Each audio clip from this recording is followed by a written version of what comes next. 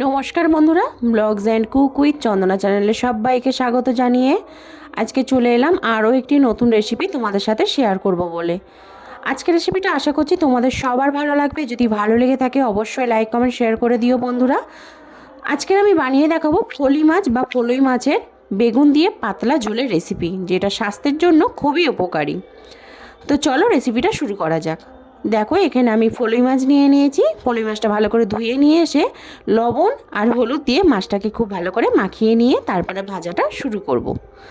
তো দেখো, এখানে লবণ আর হলুদ খুব ভালো করে মাখানো হয়ে গিয়েছে। এরপর কড়াইয়ের মধ্যে দিয়ে দিলাম পরিমাণ মতো সর্ষের তেল। এই মাছ রান্নাটা যদি সর্ষের তেলে করা যায় তাহলে কিন্তু স্বাদটা আরও দ্বিগুণ হবে। তোমরা চাইলে কিন্তু সাদা তেলেও করতে পারো। এই মাছটাতে প্রচুর কাঁটা থাকে কিন্তু খেতে হয় দুর্দান্ত স্বাদের। তো খুবই স্বাস্থ্যকর একটি মাছ। এই মাছটা কিন্তু অনেক পুষ্টিগুণ আছে, বাচ্চাদের জন্য খুব উপকারী। যদি মাছও না খায়, যদি মাছের ঝোলটাও খাওয়ানো যায় তাহলে কিন্তু পেটটাও ঠান্ডা হয়, শুনেছি মা ঠাকুমার মুখ থেকে। আর সত্যি এই মাছের স্বাদ কিন্তু অপূর্ব। মাছের হয়তো কাঁটাটা বেশি, কিন্তু মাছের স্বাদটা অপূর্ব। তো যাই হোক, এখানে কিন্তু আমি মাছটা ভেজে নিচ্ছি। আর এখানে কিন্তু মাছটা খুব লাল করে বা কড়া করে ভাজলে কিন্তু হবে না।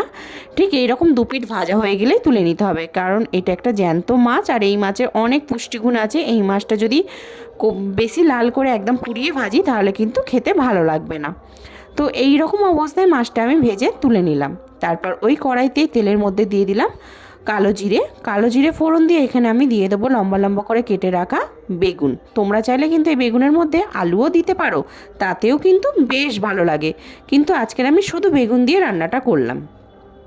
এরপর বেগুনটা দিয়ে ভালো করে নাড়াচাড়া দেবো। দেওয়ার পর বেগুনের মধ্যে দিয়ে দেবো পরিমাণ মতো লবণ আর দিয়ে দেবো হলুদ গুঁড়ো, দিয়ে বেগুনটাকে একটু ভাজা ভাজা করে নেব। তো বেগুনটা ভালো করে আমি একটু নেড়ে চেড়ে দিলাম। দিয়ে দেখো বন্ধুরা, অনেকটা একটু ভাজা ভাজা হয়ে এসেছে। তো এইভাবে কিন্তু ভেজে নিতে হবে। বেগুনটা যখন একটু ভাজা হয়ে যাবে তখন এর মধ্যে আমি দিয়ে দিলাম দুটো কাঁচা লঙ্কা আমি দিয়েছি। তোমরা ঝালের পরিমাণটা তোমরা যেরকম খেতে চাইবে ঠিক সেই রকমভাবেই দিতে হবে। আর এর মধ্যে আমি অ্যাড করলাম জিরের গুঁড়ো আর সামান্য একটু দিয়ে দেবো লঙ্কার গুঁড়ো, আর দিয়ে দেবো পরিমাণ মতো লবণ। মাথায় রাখতে হবে প্রথমে কিন্তু লবণ দিয়েছিলাম, এখানে কিন্তু মাপটা সেই হিসাবে দিতে হবে। আর দিয়ে দেবো অল্প একটু হলুদ গুঁড়ো। এখানে ব্যাস, এই মশলাতেই কিন্তু রান্নাটা কমপ্লিট হয়ে যাবে। একদম অল্প উপকরণে আর খুব সামান্য জিনিস দিয়ে কিন্তু রান্নাটা হয়ে যায়, আর খেতে কিন্তু লাগে দুর্দান্ত স্বাদের। তো এইভাবে যদি তোমরা ফলুই মাছটা রান্না করো না বন্ধুরা, সত্যি বলছি মানে এত অপূর্ব স্বাদ হয়, মানে বলার মতন নয়। এরপর আমি অল্প একটু জল দিয়ে দিলাম, যেহেতু গুঁড়ো মশলা, না হলে পুড়ে যাওয়ার গন্ধ হবে। তাই একটু জল দিয়ে ভালো করে নাড়াচাড়া দিয়ে এবার একটু কষিয়ে নেব। বেগুনটাও কিন্তু অলরেডি সেদ্ধ হয়ে এসেছে।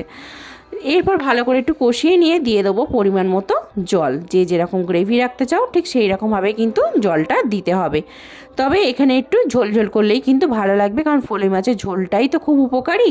তাই একটু ঝোল রাখলেই ঝোলটা খেতে কিন্তু ভীষণ স্বাদের হয়, ভালো লাগবে। তো জলটা আমি এখানে এরকমভাবে দিলাম। তো তোমরা যেরকম রাখতে চাও সেরকমভাবে দেবে। ঝোলটা যখন ফুটে যাবে এরপর আমি মাছগুলো ঝোলের মধ্যে দিয়ে ভালো করে ফুটিয়ে নেব। তো একদম দেখলে তো, কম উপকরণ দিয়ে কম সময়ের মধ্যে মাছের ঝোল রেডি হয়ে গেল। গরম গরম ভাতের সাথে খেতে লাগে কিন্তু অপূর্ব।